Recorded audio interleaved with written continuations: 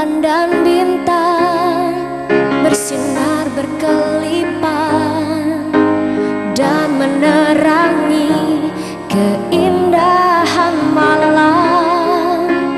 Tanpamu bulan, malam kegelapan. Tanpamu bintang, hilanglah keindahan. Ini kisah tentang bulan. Bulan bintang jadi kawan. Begitulah persahabatan yang coba kami eratkan. Semoga berkekalan selamanya.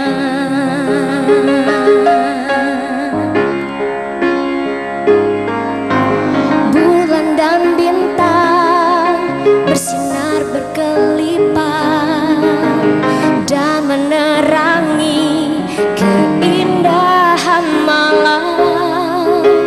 Tanpamu bulan, malam kegelapan. Tanpamu bintang, hilanglah keindahan. Ini kisah tentang bulan. Bulan bintang jadi kawan. Begitulah persahabatan yang coba kami eratkan. Semoga berkekalan selamanya.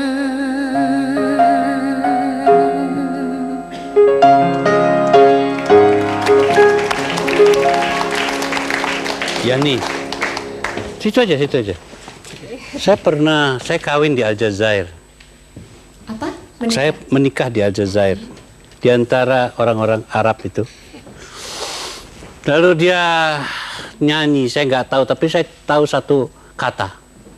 Laila, Laila, Laila, Laila, Laila. Malam-malam yang luar biasa. Saya baru ingat, ternyata ambulans mereka, tahu nggak? Gambarnya bulat, terus gambarnya bintang, ambulans ya.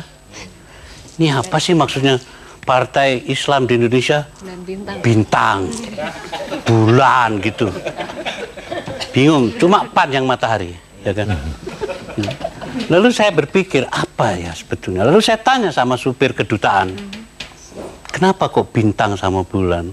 Oh, ada hubungannya sama Laila tadi, rupanya. Ya, Mr. Slamet, hanya dari kegelapan kita bisa menghargai bintang dan rembulan. Kira-kira gitu. Wah. Jadi ketika Amin Rais kalah, lalu saya bilang, bukan kalah. Kebenaran kamu belum diterima. Itu aja kan. Jadi Laila itu ternyata, mampukah kita membuka misteri malam itu? Mampukah kita membuka misteri Islam dan demokrasi hari ini? Kami rakyat Indonesia ingin, ingin tidur dengan nyenyak malam ini gitu. Nah, kira-kira apa yang bisa disampaikan kepada rakyat Indonesia? Tapi karena tadi kasihan ini Mas, honornya sama Mas saya, ya kan? Kok nggak ngomong-ngomong ya kan? Gitu. Ada saatnya diem lah Mas. Tolong ya, untuk pembuka segmen saat ini, monggo lo Mas. Kan Terima kasih atas kesempatannya Mas. Iya. Meskipun deg-degan juga. Ini begini ya, kalau kembali ke temanya tadi ya, Islam dan demokrasi, ya persamaannya, ya saya menunggu ya. Tapi ketika bahasa sekarangnya implementasinya atau bahasa wadaknya di perwujudannya, enggak. Demokrasi memerlukan supaya salah satu syaratnya adalah adanya partai politik. Islam ketika menjadi partai politik seperti tadi disinggung, enggak sama. Bahkan saling berebutan sendiri. realitas inilah sebetulnya bagian dari misteri. Apa iya teroris itu bisa dilepaskan begitu aja bahwa dia ini cepat-cepat nggak ada kaitannya dengan itu? Enggak. Pastilah ada. Bahwa itu aliran yang salah, iya. Nah, ini misterinya di sini. Ketika kita menyebut bom bunuh diri, itu aja nggak adil. Ini bukan bunuh diri. Orang ini membunuh orang lain dengan cara membunuh diri. Bukan bunuh dirinya yang penting. Kalau dia mau bunuh diri, loncat aja dari jendela mana gitu misalnya. Nah, misteri-misteri ini mungkin bagian-bagian yang realitas yang harus berani kita omongin. Sebab kalau tidak, ya ini tadi nanti kan itu bukan bagian dari ini melindungi dan lain sebagainya ketika ditabrakkan nilai-nilai muncul kekhawatiran semacam itu, kecemasan semacam itu.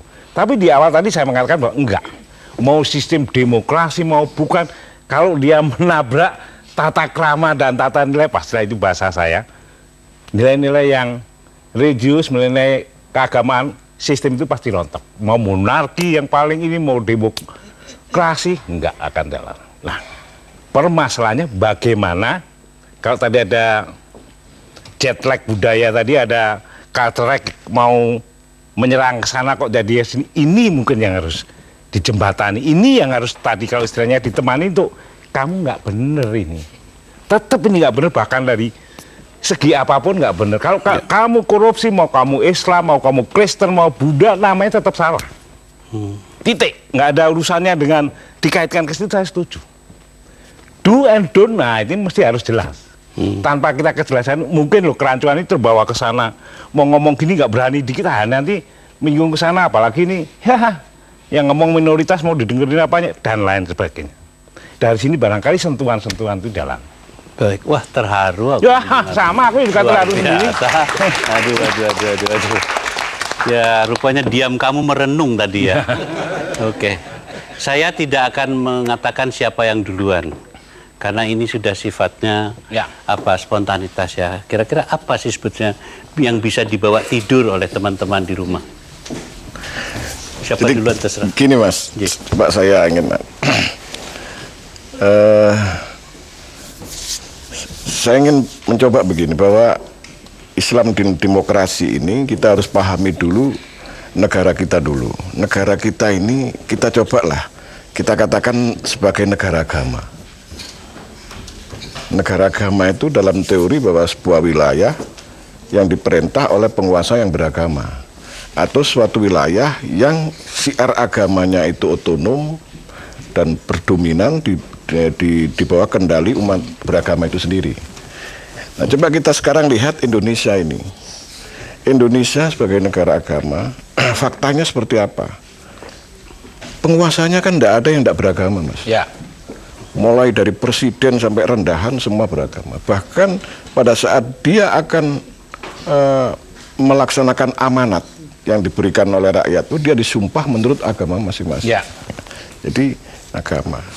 Jadi rakyatnya juga begitu, semua di KTP-nya ada agamanya, apakah itu Islam dan lain sebagainya. Jadi negara kita ini menurut teori ini, kalau sudah seperti itu berarti negara agama. Kedua, yang teori kedua tadi bahwa wilayah yang aktivitas agamanya luar biasa dominan di bawah kendali. Coba sekarang kita lihat berapa ratusan ribu masjid, gereja di Indonesia, pura, ada vihara segalanya. Aktivitasnya terus-menerus di bawah kendali. Ini kan agama semua. Ya. Jadi negara kita ini sebetulnya ini fakta yang tidak bisa kita bantah. Kemudian fakta hukumnya ada undang-undang zakat, undang-undang wakaf, undang-undang perkawinan, semua juga agama. Kemudian fakta politisnya, Indonesia ini dianggap negara Islam terbesar di dunia. Ini luar negeri mengakui, Putin yang kesini kemarin ketemu Pak SBY mengatakan bahwa Rusia yang undang-undang dasarnya itu salah satu pasalnya mengatakan bebas tidak beragama dan bebas juga kampanye anti agama. Ya. Tetapi di sini mengatakan di depan Pak SBY bahwa Rusia ingin bekerja sama dengan Indonesia karena Indonesia ini merupakan negara Islam terbesar di dunia. kebetulan penduduknya banyak muslimnya. Tapi menurut saya kita anggap negara kita ini negara agama. Nah, kalau negara ini negara agama, demokrasi kita harus ada nilai-nilai keagamaan di dalamnya. Ya. Iya. Kalau tidak nggak bisa. Baik. Nah, selama ini Pak yang berjalan nggak ada nilai agamanya ini. Iya, iya. Ini semua formalitas orang yang mengatakan beragama tapi korupsi terus berusan. Ya. Orang mengatakan beragama tapi tidak ada toleransi. Iya. Orang mengatakan beragama tapi caci maki sana kemari. Sehingga kita ini perlu ada semacam bagaimana caranya negara agama itu orang betul-betul satu sama lain menghargai, satu sama lain menghormati, dan perbuatan-perbuatan yang dilarang oleh agama itu harus kita hindari. Baik Pak, terima kasih banyak Pak. Ya. Siapa yang lain? Setiap orang 2 menit nih Pak. Ya, saya pikir gini Mas. Jadi dalam konteks demokrasi ini sekarang kalau kita cerita tentang mayoritas Muslim, yang jelas partai-partai Islam di Indonesia belum pernah berkuasa. Jadi secara demokrasi dia belum pernah memimpin. Dia baru ikut saja.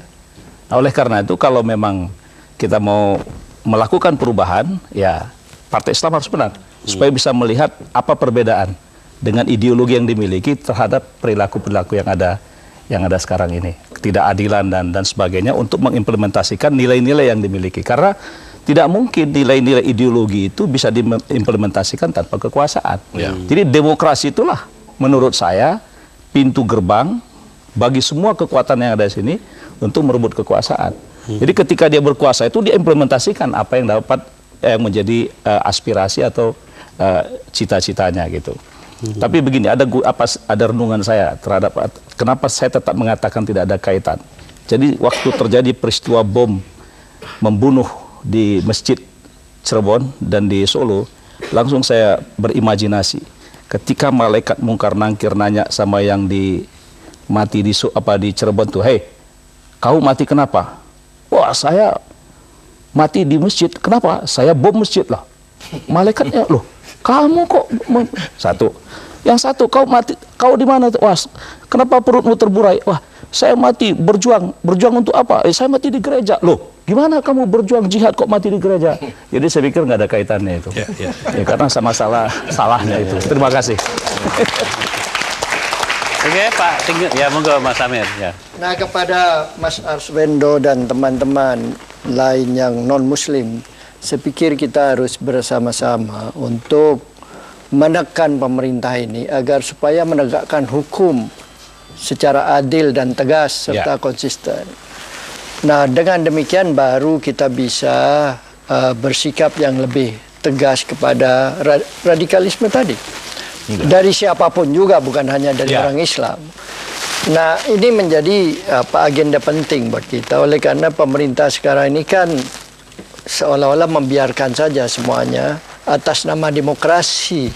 Padahal demokrasi itu baru bisa tegak kalau rule of law itu dijalankan. Tidak bisa bebas itu bebas begitu saja.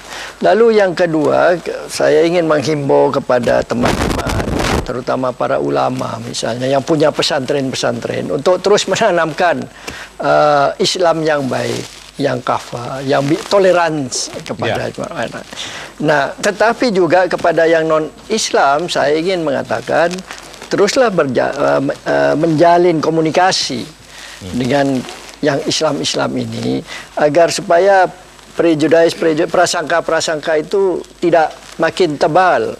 Nah, kalau kita bisa membuka pintu kepada orang lain, seperti zaman dulu kalau hari raya kita kumpul, hari raya Natal kita kumpul juga. Nah, sekarang sudah mulai hilang itu praktek seperti itu. Nah, mulai harus dibuka. Artinya ada komunikasi yang harus dijalin satu sama lain kan. Nah, ini tugas dari tokoh-tokoh agama dan juga para guru begitu di madrasah, di pesantren untuk melakukan itu, Pak. Dan supaya Pak Slamet bisa tidur dengan nyenyak. Baik.